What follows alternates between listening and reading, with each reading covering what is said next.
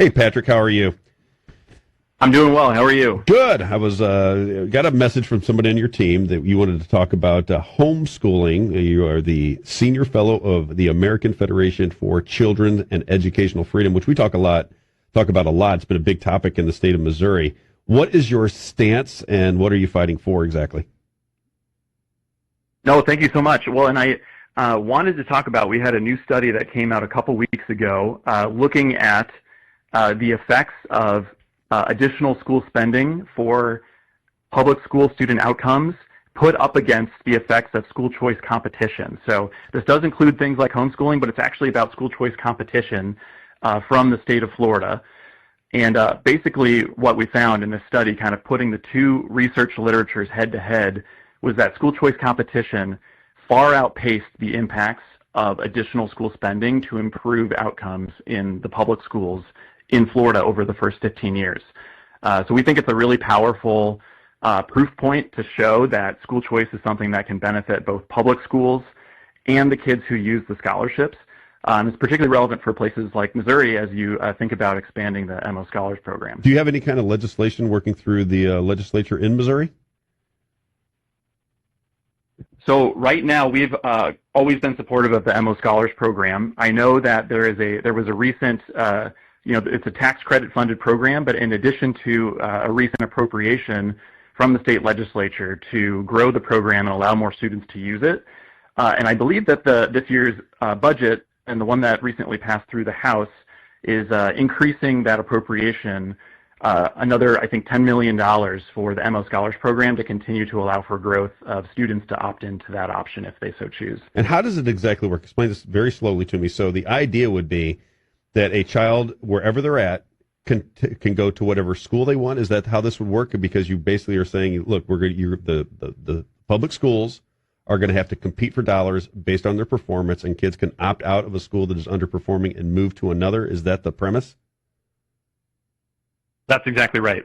Yeah, and I think part of what we saw in Florida is it helped align incentives for the public schools. So when the public schools, particularly in more urban areas, know that their low-income families have another choice for where they could send their kids, and these programs are prioritizing low-income families first for these scholarships, they have to rethink how they use the resources they do have and spend them more effectively. So I think that is part of what they saw in Florida. And interestingly, those schools in Florida that were in these higher competition areas actually had fewer suspensions and fewer absences over time as the scholarship program got bigger in those high competition areas. So I think that's part of the mechanism too. I mean, schools start to really think about how do we make sure that our kids are coming to school, how do we make sure that behavior is under control, and help keep parents happy in terms of wanting to send their kids there every year. Well, on that premise, this is something that I've always thought was a good idea, because I think when schools compete for dollars, it makes the school better, because usually parents want their kids well behaved and they want them well educated, and that's really when they notice the school is either doing well or doing poorly. So it would make sense that if the schools have to compete, that you would see better outcomes.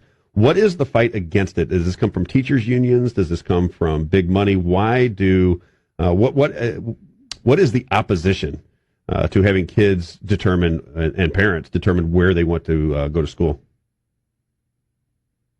And I think you've hit it on the head. I mean, this is widely popular, and I think the challenge for us is that parents, regardless of what party they're in, have consistently supported this with large majorities. But the problem is often a political one. If you are on the other side of this politically and you step out of line, the teachers' unions will come and primary you.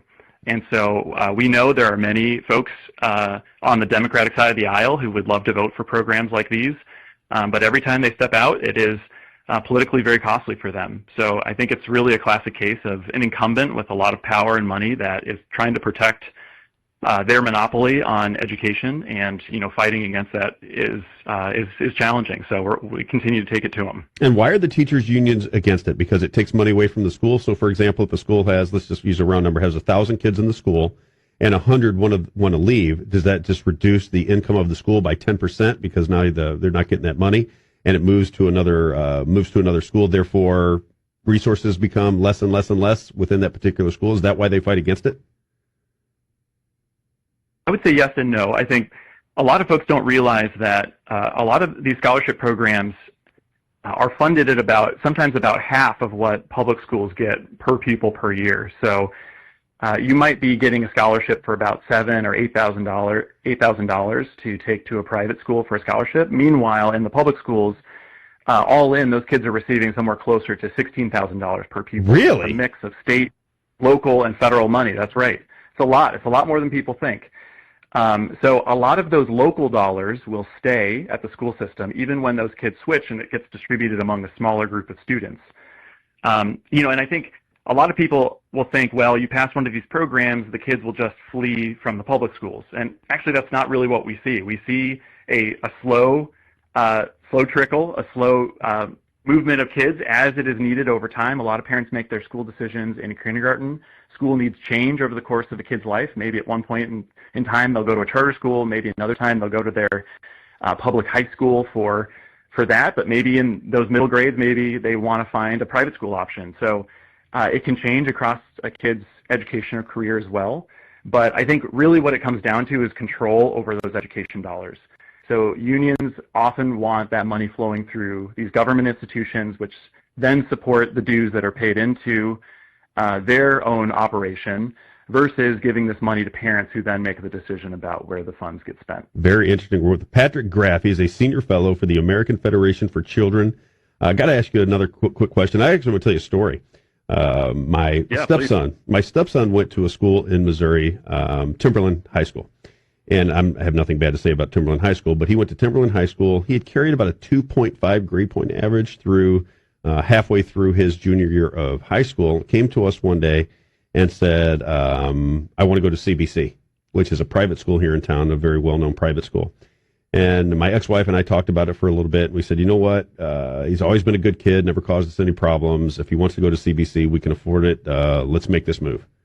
So we put him into CBC. He did very well right out of the gate when he went to CBC. And in the senior year, I had bought a new car, and it was about 3 or 4 years old. And he loved that car because it was the one that he got to drive. In high school, we'd say, when you're going out, you can take our car. So he comes to us the senior year and he says, if I get a 4.0 grade point average throughout my entire senior year, will you guys give me the car? Because it was paid for at this point. And I thought, all right, you get a 2.5 grade point average. You're going to carry a 4.0 through your entire senior year of high school at CBC. I make this deal with him, and the kid gets a 4.0 grade point average throughout the entire year of CBC, gets a scholarship to St. Louis University. It was the first time I recognized how different education was, and I kept asking him, I said, why are you doing so much better at CBC than you are at Timberland? And one of it was class size, and the other thing he said to me was, when you're in a bigger class, and he goes, and you want to understand the information, but it's not clicking, it's very difficult to get the teacher's attention. You have to go after class, and then it's really over. And if you don't understand the 15 or 20 minutes you get after class, all of a sudden you're just stuck and you got nothing to do. He goes, at CBC High School, and this was 2010, 2011 timeframe. He said, I can send an email to my teacher up until 8 o'clock to get clarity on any particular subject. He goes, it was never that I didn't want to do well. I just didn't get enough guidance to get to the answer. He goes, at CBC, I can get the answer. They'll spend as much time with me as I need to get to the answer. And it dawned on me, education needs to be rehauled, because if one person can go from a 2.5 grade point average, very mediocre, to a 4.0 grade point average simply by moving schools, then get a scholarship and get a college degree, we should be looking at competition within our schools, because clearly a better education at CBC was simply due to more time, smaller classes, and that's the way it went down. So I agree with you. Anything else you want to get out there? That's a personal story. That when I hear these things, I'm like, I have a personal story about that, so I know it works. Anything else you want to get out before we got you? No, that's great. Right on. Please check out. I had a piece come out with Education Next called School Spending or School Choice, and encourage folks to check that out. How do they find it?